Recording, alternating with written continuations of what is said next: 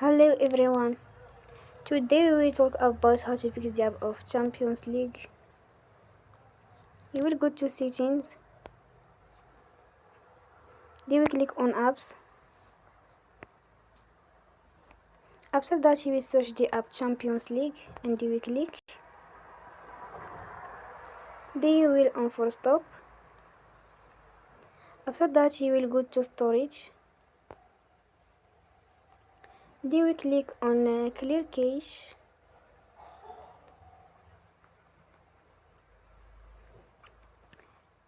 In the end you will turn off your Wi-Fi and you will turn again. Don't forget to support us by like and subscribe. See you next time and thank you for attention.